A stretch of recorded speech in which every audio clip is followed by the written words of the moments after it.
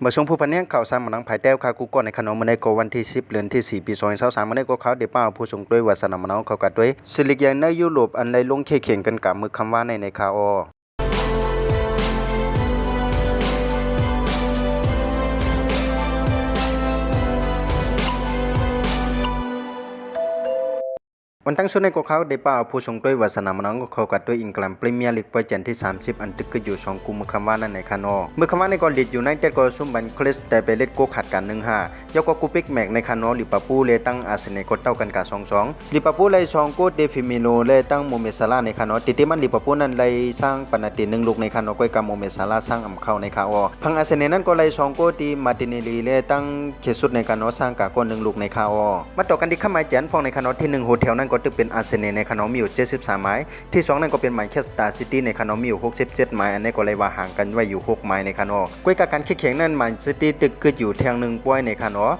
ที่3นั่นก็เป็นนิวคาสเซิลยูไนเต็ดในคานอมีอยู่56ไม้ที่4นั่นก็เป็นแมนเชสเตอร์ยูไนเต็ดมีอยู่56ไม้เหมือนกันกำแนวคำมาต่อกันในส่วนทุกจันนั่นพองในคานอที่18นั่นก็เป็นนอตติงแฮมฟอเรสต์มีอยู่27ไม้ที่19นั่นก็เป็นเลสเตอร์ซิตี้ในคานอมีอยู่25ไม้และที่20นั่นก็เป็นเซาท์แฮมป์ตันในคานอมีอยู่23ไม้ในคาออกำแนวคำมาด้วยกันที่ผู้สร้างกงพองในคานอผู้สร้างกวนได้นำโดยซีเปิ้ลก็ตึกเป็นลิงปัวฮาลันของแมนเชสเตอร์ซิตี้สร้างกาย30โกประจันที่31นั่นก็ได้ลงเข่งกันในวันที่15เดือนที่4ปี2023ในคานอก็ได้มีเหมือนจังหนังเอสตันวิลล่าก็ได้แยกกันตั้งนิวคาสเซิลยูไนเต็ดเซาท์แฮมป์ตันก็ได้แยกกันตั้งคริสตัลพาเลซผู้พัมบาตันก็ได้แยกกันตั้งเฟรนก์ฟอร์ตเชลซีก็ได้แยกกันตั้งไบรตันตอตเทนแฮมฮอตสปาร์ก็ได้แยกกันตั้งพุนมอล AFC เอเวอร์ตันก็ได้แยกกันตั้งฟูลแฮมและแมนเชสเตอร์ซิตี้ก็ได้แยกกันตั้งเลสเตอร์ซิตี้ในคาออกำแนวคามาด้วยผังในสเปนลาลิกากันพองในคานออันลงเข่งกันกับมือคำว่าในก็เป็นเปอร์เจนที่28ในคาออมาด้วยกันที่กุที่1ตั้งในคานอเรียมาเทรดก็ซุ่มบันปิลาเดียกับ2-3เรียปิลาตัวเลขได้ตั้งมายกาก็เต้ากันกับ3-3เรียปิติดก็ซุ่มบันเหมือนเจ้าหนังกาเต็มนั่นกับ0-2อาร์เมเนียก็เอาเปรียบเหมือนเจ้าหนังเปลนเซียนั่นกับ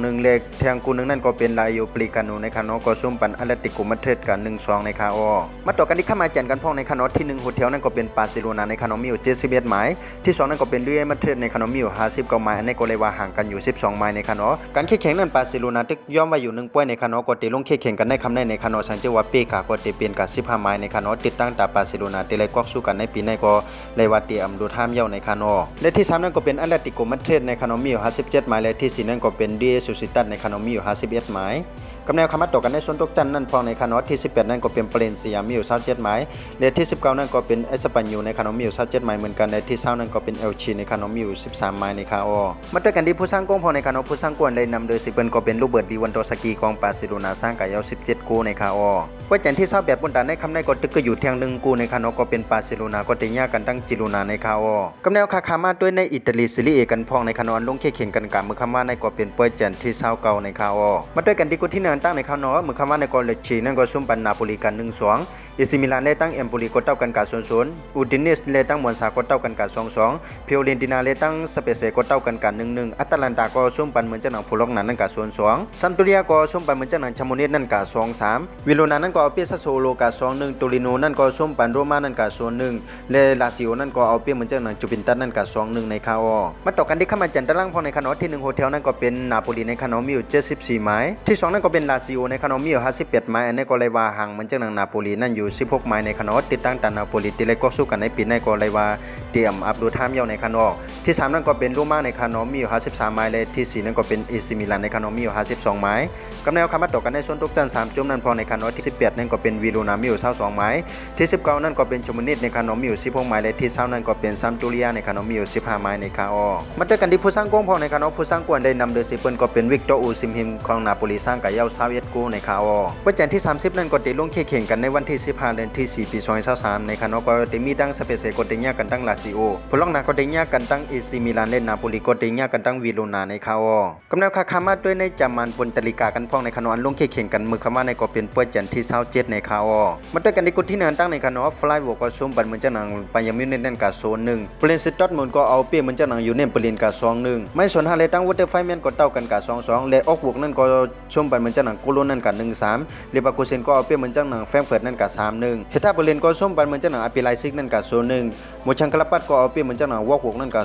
20โปคุมก็ซุ่มไปเหมือนเจ้าหนังสัตตุกัดนั่นกะ23และฮอปพินฮัมนั่นก็เปียสโเก04กะ20ในคาออมาด้วยกันที่เข้ามาแจนกันพองในคานอที่1โฮเทลนั่นก็เป็นไปยามิวนิตในคานอมิโอ58หมายที่2นั่นก็เป็นตัดหมู่ในคานอมิโอ56หมายอันนี้ก็เลยว่าห่างมันจากนั้นที่1นั่นอยู่2หมายในคานอที่เลยว่าแข่งกันกับป้อยต่อป้อยในคานอที่3นั่นก็เป็นยูเนียนเปรินในคานอมิโอ51หมายและที่4นั่นก็เป็นอาร์พีไลซิกในคานอมิโอ48หมายมาต่อกันในโซนตักตัน3จุ่มนั่นพองในคานอที่16นั่นก็เป็นสตุกัดมิโอ23หมายที่17นั่นก็เป็นเฮทาเปรินในคานอมิโอ22หมายและที่18นั่นก็เป็นโซเกโซน4ในคานอมิโอ21หมายในคาออมาต่อกันที่ผู้สร้างกงพองในคานอผู้สร้างกวนเลยนำเลยสิเปิ้นก็เป็นนิกลัดฟูคงของวอเตอร์ไฟแมนในคานอสร้างกะยาว16โกวันจันทร์ที่28นั่นก็ได้ลงแข่งกันในวันที่15เดือนที่4ปี2023ในคานอก็ได้มีโซเกโซน4ก็ได้แยกกันตั้งเฮทาเปรินปายามิวนิตก็ได้แยกกันตั้งฮอปพินฮัมโกลอนก็ได้แยกกันตั้งไมโซน5สตุกัดก็ได้แยกกันตั้งโบลินเซดอทมูลอาร์ปิไลซิก็ได้แยกกันตั้งออกโวและแฟรงก์เฟิร์ตนั่นก็ได้แยกกันตั้งหมู่ชังคลับพัดในคาออคันดังเซนามุดก็มีจังหนังในคานออันนี้ก็เป็นตั้งซิลิกใหญ่อันลงแข่งกันในยุโรปเมื่อคันว่าในคานอซึ่งจะว่าผู้ทรงด้วยวาสนามะนาวเขาเกี่ยวด้วยทรงด้วยลองข่าวสารมะนาวภายใต้ในก็อย่าลืมนึกไลค์นึกแชร์และนึกติดตามบันทึงช่อง YouTube ข่าวพองในคานอกำลังส่วนในก็ข่าวย้อนสู่บันทึงผู้ปัญญาข่าวสารมะนาวภายใต้ข่าวอยู่ลิมีเงินทางหลีกคือปืนกันกูก็กูควรสิกำข่าวสารมะนาวภายใต้ไม่ทรงค่า